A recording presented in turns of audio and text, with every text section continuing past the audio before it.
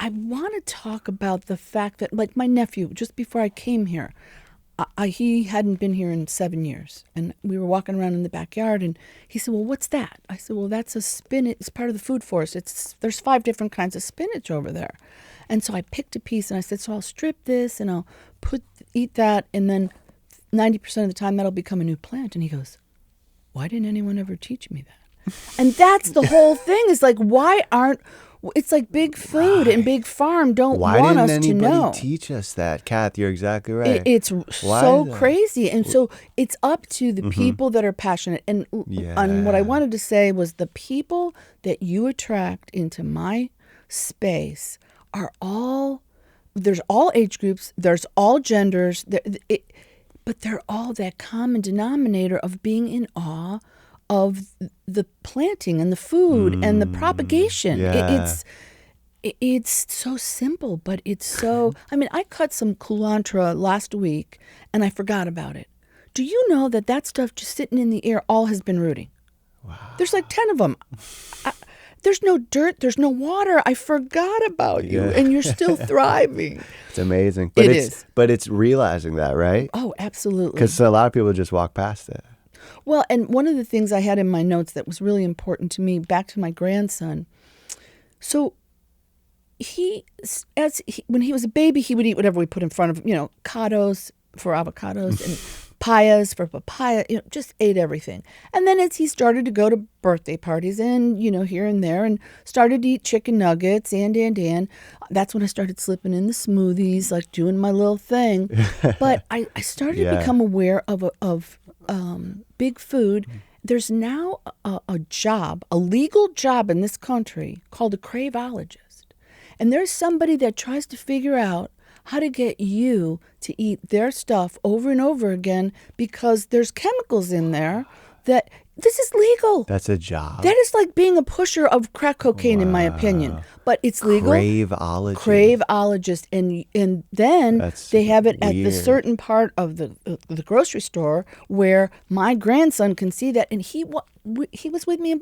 Kiki, I need this. I need it. Like, with that look in his eye, it's like, whoa, this is serious. Like, I want to form some kind of a support group of other parents and grandparents that are going, this has got to stop. Yeah. The chemicals are out of control. The dependence on these sugars and stuff and going up and down, And he doesn't know how to regulate his system. Absolutely. But man, you're right. These grocery stores, you're right. And like, we're all dependent. Like, even you and I, we go to the restaurants and we go and whatever, but we'll eat local fish, right around the corner here. Right. And like, it's all good stuff. But at the end of the day, you're right. Like, that's the poisons. That's the stuff that's like, we got to stay away from. And what I'm trying to be all about, like, most of our families, they all have either grandkids or kids, and they want them to be around it. Well, and I'm sure they're all experiencing what I experienced, that anxiety of, what are we giving them? Like, I don't want him eating this. I just don't. And so, the little packets that they throw in the lunch boxes and stuff, me and my son have had serious conversations that were not pleasant. I'm like, Dave, what do you think is in the, like, first of all, it's all in these plastic containers and these little portions, because it's convenient.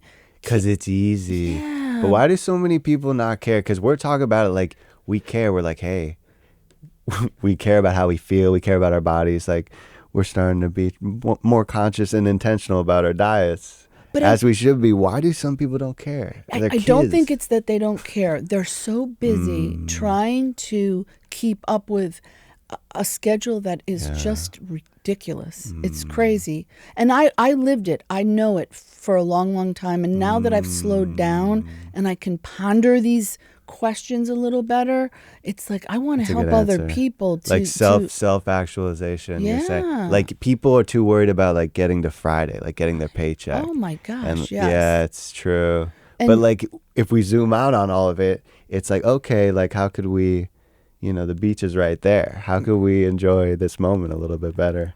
People are too worried and anxious in their cycles. And it's interesting, because when I would go to little Dave's house, he would go and like grab Cheetos or something like that, and he'd look at me like, and I just ignore him. He's funny. But when he comes to my house, he wants, can I have some macadamia nuts, strawberries, and pistachios? Cool. Yeah, that's what you can have here. That's all you can have here. And when you look and it nourishes him probably. Oh, yeah. You nourish it. But even like Halloween, I'm an anti-Halloween person, not for any other reason, but it's all based on sugar. It's a sugar holiday. And then you go Big right time. into No one into talks Christmas about it. it's the sugar holiday. And then Easter, let's have an Easter basket full of sugar. When I've got a boy that is 5 years old that is totally affected by all that.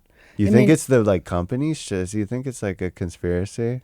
I I won't say actually that word, but I actually think they push it. Well, like when we took him off blue Gatorade, totally different child. Wow. Because I would give him Gatorade. I thought Gatorade's good for you. You know, it's got the electrolytes. He would turn into a demon. And I got to the point, I was like, David, I can't handle him anymore. And then we started to eliminate things. And he's like, Mom, are you noticing? I said, he's been an angel all day, but we've been drinking water. That's what we've been drinking. And so it's weird it came out of UF Gatorade. It came out of I know, right? How weird is that? But now they've added all these flavors that aren't as sugary, but they have chemicals to make, listen, I'm not bashing Gatorade as much as I just think we all need to take a step back and look at what we're putting into these children's bodies. And, all these things, I hate to say it, but these are businesses. Cancer's a business. Facts. Diabetes a business. So in these underserved communities, like for instance, in Palm Beach County schools, when the kids get to school, every child, doesn't matter if you need it or you don't, you are entitled to a free lunch. I mean, a free breakfast. Donuts and chocolate milk are two of the offerings. Yeah. So he keeps saying to me, Kiki, I drink chocolate milk and donuts every day when I go to school. He is baiting me to stop that from happening. I swear he is. And I don't know how to get in, I know how to get involved, but I don't want to overstep my bounds with my son and his wife. But you guys, this is not cool. Man. That this is what we're giving kids. Do you want to teach a kindergartner who's just had 2 donuts and a chocolate milk? Yeah. No, thank you. I would rather. People getting the wrong message, Kath. That's why I'm glad you're here, because we've been talking about this since day one. Yeah, but like how about Halloween? We don't gorge ourselves till we're freaking diabetic, Exactly. Because that was me. I was a fiend as a kid, like. Just the worst, no mess, no direction, or whatever. Right. Well, but it's fun. I like it too. Or a birthday party. My daughter didn't like birthday cake. She didn't like soda pop, and she didn't like pizza. So when I'd come to pick her up, people would be like, "Hey, listen, man, you should have given me a heads up. That was the menu." Yeah. Yeah. Like, that guy Ocean Robbins that does the food summit. Okay. Yeah. They were from the Baskin Robbins fortune, and his dad walked away and said, I don't want to be part of this business. This is no good for people. And now they do their they're own. slinging ice cream. It's like. Right. But they don't anymore. And he talked about when his son was little, he'd say, Dad, can you pick me up before they have the cake? The kids get so crazy. Like he noticed that. What a cool thing for a kid to notice. When he was a kid? Yes. Interesting. Yeah. They would turn into demons. But the only thing I would have to say on a not a negative note, but to change the way you eat when you, like, I'm married to a meat and potato guy, we grow up in Ohio. There was a lot of push, like, I'm not eating like this. Well, I'm not cooking you that anymore.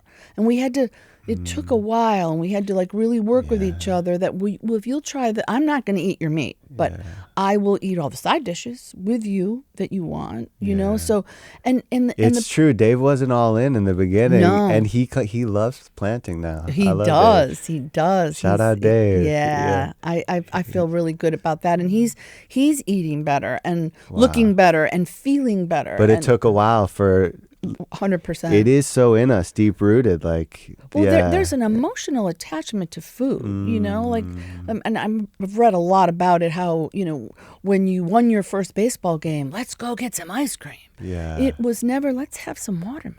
Like that wasn't as exciting and cool, and so that's what I'm trying to figure out is ways to share with other people. Like, let's have this instead of that. And I still get a lot of pushback from my family about it. Just like, Mom, it's a birthday. You got to have a birthday cake. No, you really don't. We could figure out some other things, which, by the way, Zero Waste, Alana and Steven are doing a fantastic job at coming up with these alternate ways to enjoy, celebrate, and be part of without these traditional sugary You're so based. right. We need Shout more out- people like that. Yeah, shout out Alana and Steven. They're amazing. They really are. One World, And Zero Waste. Yeah. right there on Cypress Drive in Tequesta. Because you're right. I think, Kathy, the whole point is, I keep going away from the mic, but because I'm getting, like, you're hitting it so on the head, Kathy. Like, I think it's just convenient. Like, it's at the store. It's at Walmart or Costco or whatever. Well, and it's a happened. tradition. Yeah.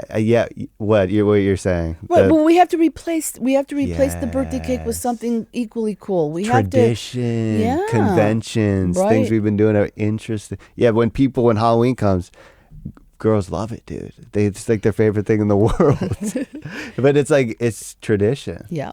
It's interesting. And it's comfort when you're having turbulence. It's like, that was always, my dad always took me for ice cream when I was having a bad moment. I think I'm going to eat ice cream. Well, let's try to replace that with better things. And I think there's a lot of moms and grandmothers out there and grandfathers and dads that would like more information on how we can collectively move this. And I think that's what there's not enough of. We're in the garden. It's existential.